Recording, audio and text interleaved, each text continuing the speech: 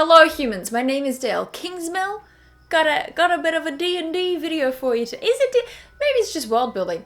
I am associating it with D&D, but maybe it'll be useful for other things too. Basically, quite recently, I put up a poll on Twitter asking, what's your favorite part of a classic fantasy adventure? The holiday episode came in last. That did surprise me a little bit. So even though I didn't intend that poll to be one of my tricksy, when I was like, giants or kraken, everyone voted for the kraken, so I made a video about giants. That was deliberate. This one, I didn't intend that when I made the poll, but I'm doing it anyway. I'm making a video about holidays. Specifically, making up holidays that feel culturally rich. So that way you can sprinkle them in throughout a D&D game or a story or whatever thing you're doing, and the world will just feel that little bit more lived in. This is something I've actually wanted to talk about for ages. Look at this, it's totally the wrong time of year to be releasing this video. I should be tent polling, I should be saving this for like October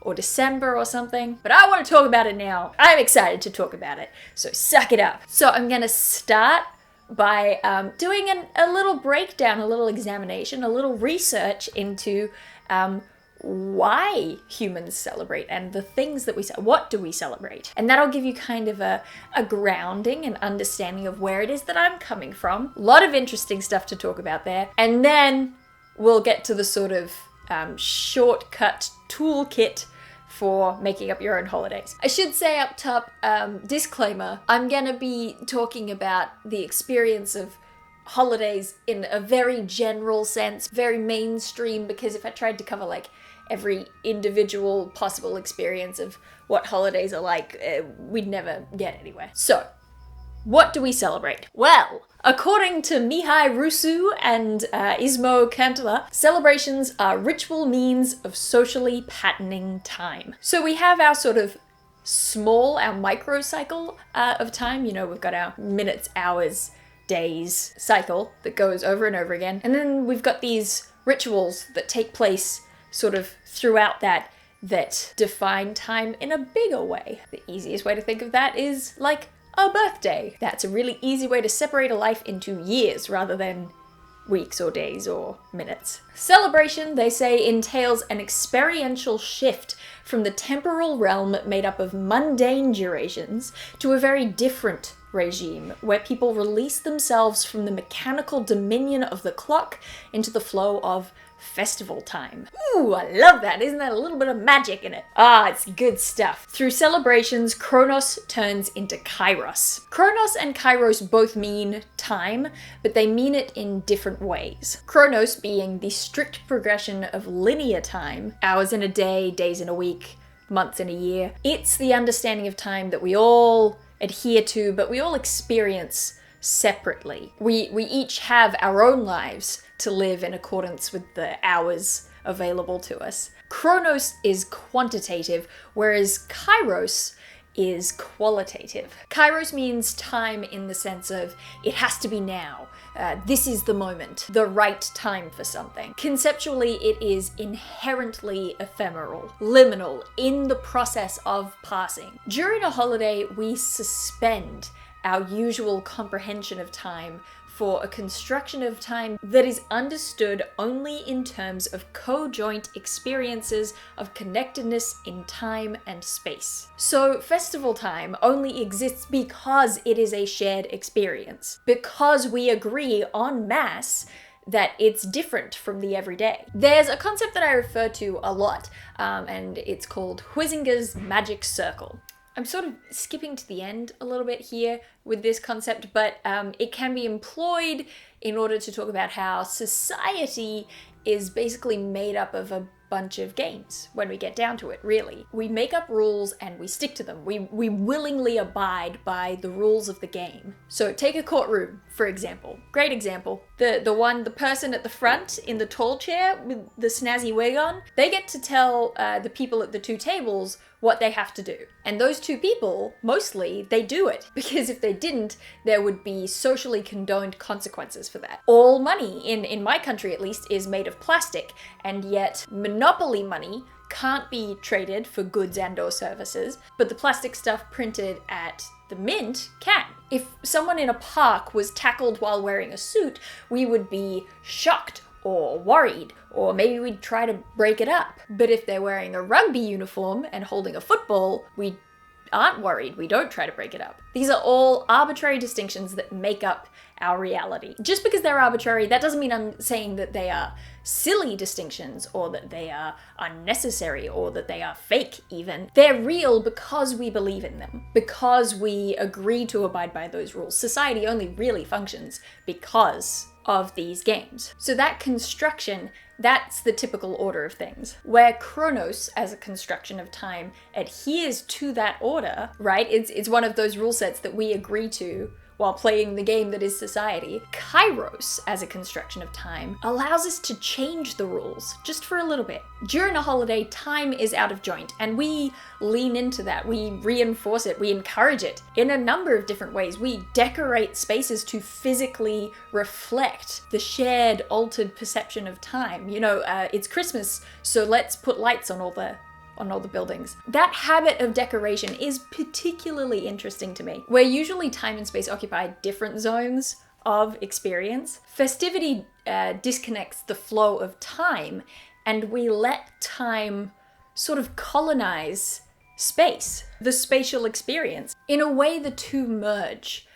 For a short time, they fuse together, allowing the ordinary limitations of space to be suspended, just like time. So what's an example of this? In Australia, Christmas falls in the middle of summertime, and yet we straddle the space of sunny beaches in the southern hemisphere and winter wonderlands in the northern hemisphere. And we do it through mix and matched decorations and advertisements and behaviors. This jumper, I wear this jumper every Christmas even though it's hot. And why do I do it? Because I think of it as being Christmassy. And because so much of behavior, the way that we behave, is tied in with how we structure time and space. You know, on weekdays you work. When you're at the mall, you shop. You don't go to the mall to go jogging, even though you could jog at the mall. Our behavior is kind of tied to those constructions. So when we change the way that we're perceiving time and space, our social behavior changes with it. We behave in ways that we ordinarily probably wouldn't. There's a term Victor Turner uses,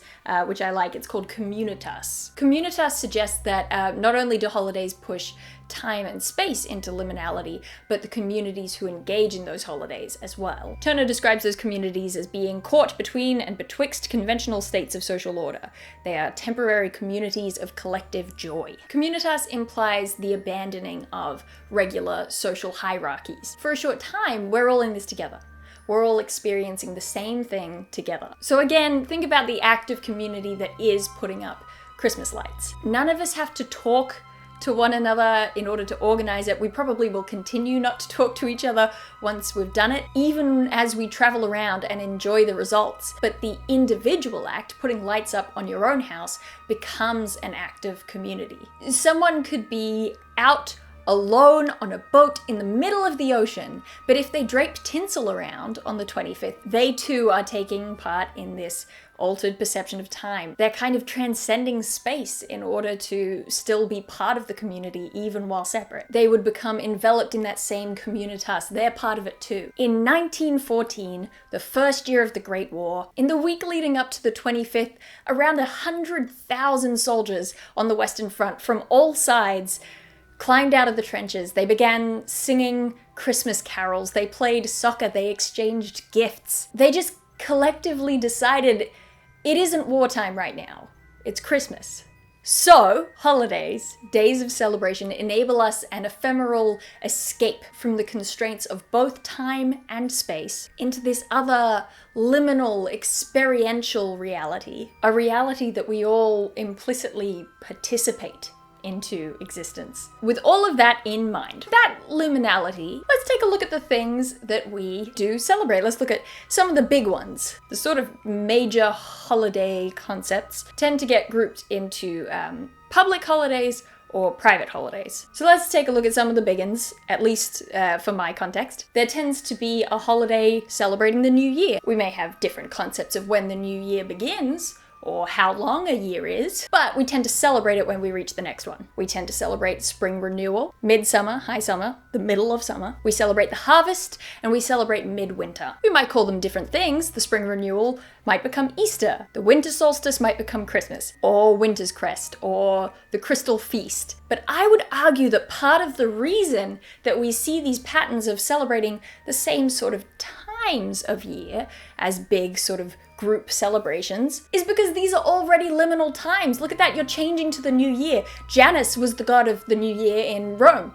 That's where we get the name of January from. It's the transition from past to future. You're in a liminal point in time. Spring renewal, we're celebrating the change from death into life. The harvest is the change from life into death. Midwinter and midsummer are these celestial liminal points. It's the point where the sun has reached its center, whether we're changing from days getting longer to days getting shorter, or whether we're changing from days getting shorter to days getting longer. They're all liminal times. Those of you who liked my Fayacre, my fairy, what's the fairy place in D&D actually called? Feywild.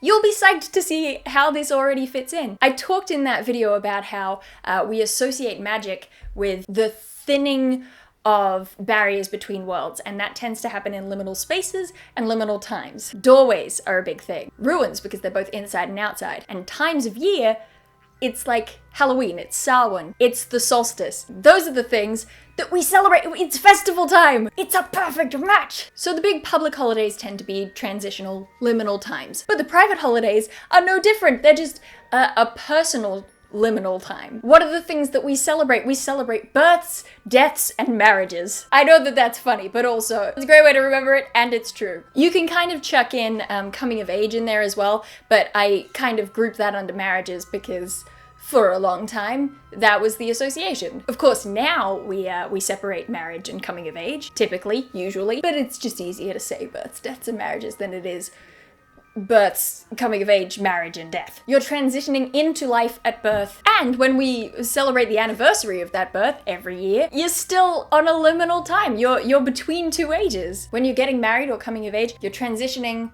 from being a youth to being a mature adult. You're transitioning from being single to being part of a pair, traditionally speaking. And of course, when you die, you're transitioning from life into death. So these are some good places to start thinking about holidays and how to construct a holiday of your own. You definitely want to pick something that is liminal, that is transitional, to be the thing that is celebrated, because those are most often the biggest things that we celebrate. So, some helpful stuff for you. Here's where we're getting into the shortcuts. Russo and Cantillon also propose a number of different scales upon which any holiday falls. They're very careful to clarify that these aren't dichotomies. It's not you are this or you are that. You can be, halfway between. You can be both to some degree, but these are scales that should be considered for any holiday. Those scales are public or private, which we talked about. Is it something that everyone is celebrating at the same time, or is it something that you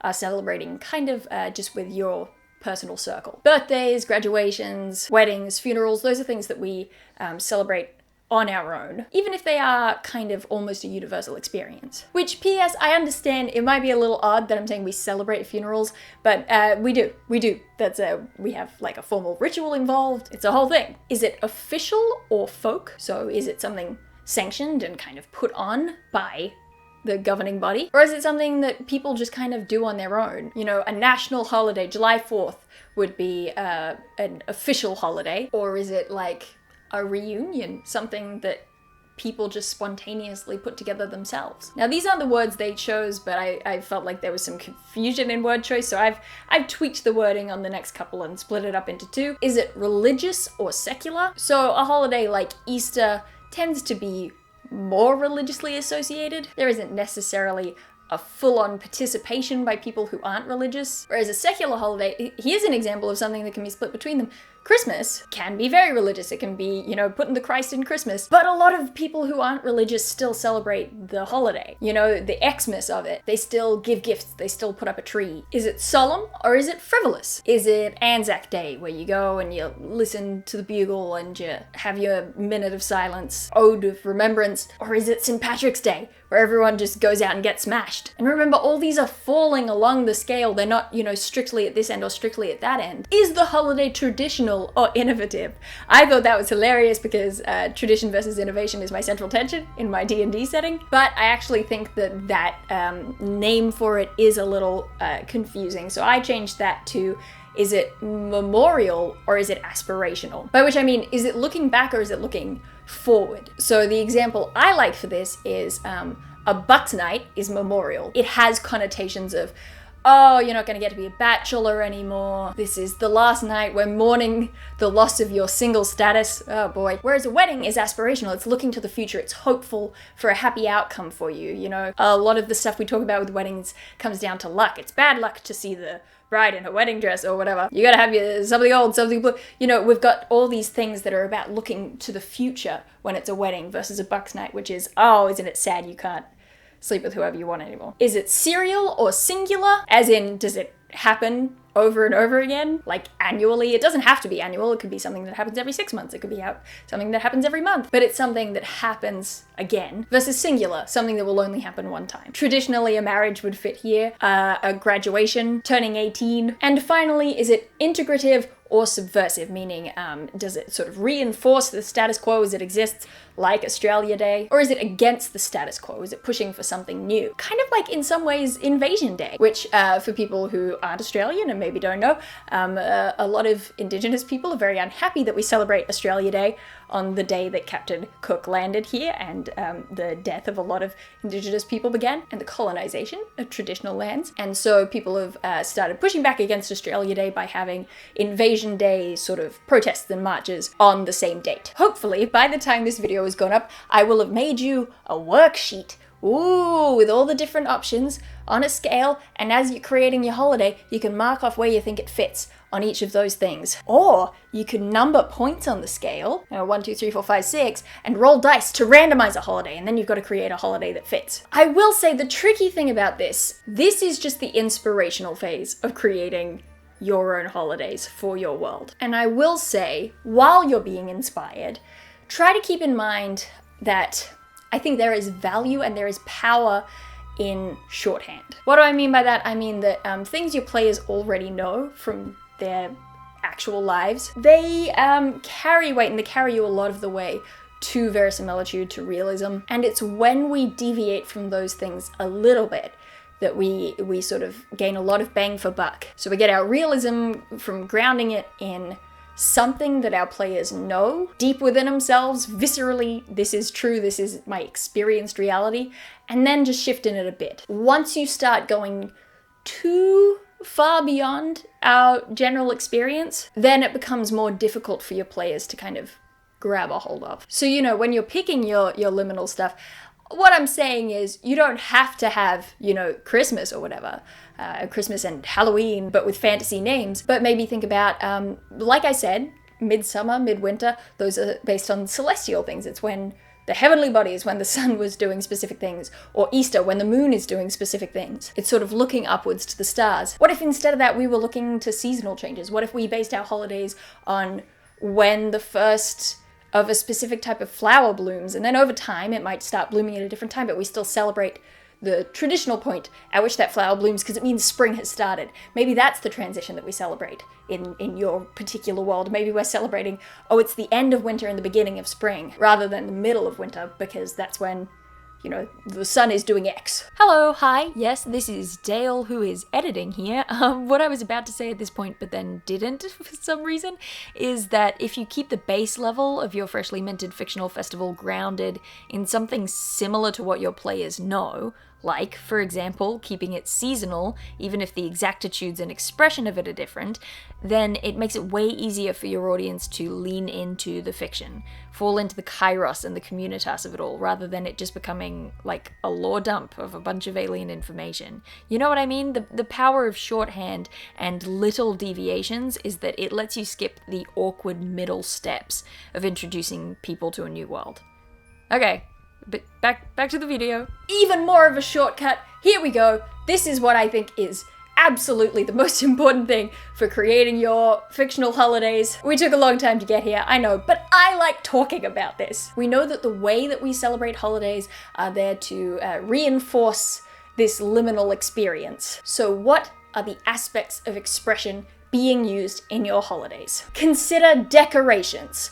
Do they decorate for this holiday or do they not? That's step one. Do they decorate or do they not? Because we have holidays where we don't decorate so much. And remember, this is still a scale. Christmas, there's a lot of decoration for Christmas. Anzac Day, all the way off. Think lights, think wreaths, think colors. For your holiday, for what you sell, let's go with this winter into Easter thing. What are we decorating with? Probably a lot of flowers. We're probably hanging wreaths, floral wreaths. We're probably big on the flower petals. Clothing. Is there like a fun dress code that kind of comes with the holiday, or is there not? Or is it somewhere in the middle? Think colors again. Christmas we tend to wear red and green. There might be hats involved. Easter hat parades are a thing here. At Christmas again, we wear Santa hats, we wear antlers. What sort of things are people wearing? So for our fictional winter into spring holiday, let's make a flower crown. Let's say that all the young boys wear flower crowns. That could be cute, that could be fun. Artistic expression. There is often an aspect of artistic expression involved in holidays. Not always, this is another yes/no one. Is there artistic expression involved or is there not? But like, what's the number one thing that humans tend to do when they're celebrating? We tend to sing. It's what we do. Christmas time, we sing carols. Funerals too. It's other forms of artistic expression as well. On Anzac Day, a trumpeter comes out and performs the last post. At Christmas, a lot of places have pantomimes. At Halloween, people might tell spooky campfire stories. So what is there? I think for our winter into spring holiday, there's probably a dance. Generosity. This one is a little bit of a weird one, but if you think about it, a lot of holidays that we celebrate have an aspect of generosity within them. There are the obvious ones. Christmas, we give gifts. Birthdays, we give gifts to the person. Hobbit birthdays, that person gives gifts to everyone else. But even outside of that, trick-or-treating, we give out lollies to strangers, to just kids who come to the door. This one I don't think is a yes or no. This is more a question of what is the type of generosity being performed on this holiday. Because I think that at the very least, we tend to be sharing our homes, our food. There's a layer of hospitality that comes with communitas. You know, if you have a coworker who's living far away from home, they don't get to go back and see their family at Christmas, you're way more likely to invite them over for Christmas dinner than you are any other dinner, even though they don't have a family to go back to any other day of the year. But on Christmas, you're like, you shouldn't be alone. That's a thing that comes up all the time. People say no one should be alone on Christmas because that's just a thing that we feel. We feel that we have to be a community during holidays. And with that comes an aspect of generosity. It's up to you to decide what that aspect of generosity is going to look like. For our winter into spring holiday, I'm going to say that it is traditional for neighbors to bring hampers of food to each other's houses. Simple. Done. Tick. And finally, food. Food is a must. Food is the easiest piece of shorthand to making something feel like a real holiday. What do they eat during this? Christmas in Australia, we eat prawns and pavlova, not together. We tend to have big lunches rather than big dinners. It's my understanding that at Thanksgiving in the United States, you eat sweet potatoes, what do you call them? Yams. And you eat pumpkin pies and you have a turkey. I know this because that's the signature thing about a holiday is what you eat. Even the small ones tend to have something. Anzac Day, Anzac biscuits. St. Patrick's Day, you drink beer. Valentine's Day, chocolates. This is where you get to... The great thing about this is that just the experience of eating food on a holiday is such an understood experience for everybody that this is where you can really choose something weird and your players will believe it. Or your readers or whoever. For this winter into spring festival, the people of the town make rose water to drink and they collect and save the eggs from chickens for the week leading up to it, and then they make, egg tarts. Everyone goes and they collect berries and they eat them with cream. And that sounds real because it's the experience of eating food while celebrating that sits as true in our hearts, in our heart places. So you can see there, talking about those things, this is another checklist for you, and this one I think is actually more important. The other one's helpful for understanding your own holidays, I think, but for actually delivering the holidays to your audience, this is the chart that is more helpful, more important. You're considering decorations, clothing, artistic expression, generosity, and food, and then you're working out what the ritual tied to those things is. What is the specific thing within each of those fields, if you choose to have them all? What's the traditional ritual look like for that holiday? And you get to it through those aspects. Is that everything I had to talk about? I think it might be. I should really name that festival that I invented. Let's call it the Sun's Reach Festival. That sounds like winter's ending. Huzzah!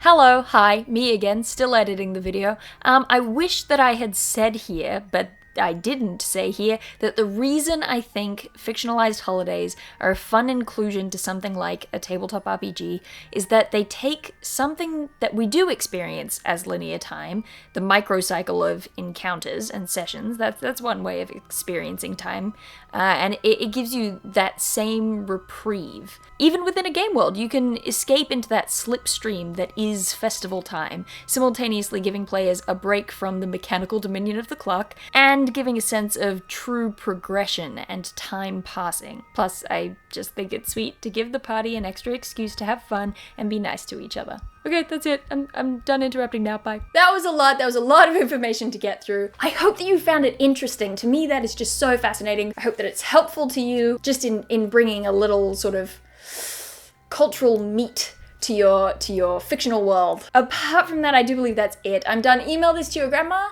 and I will see you some other time.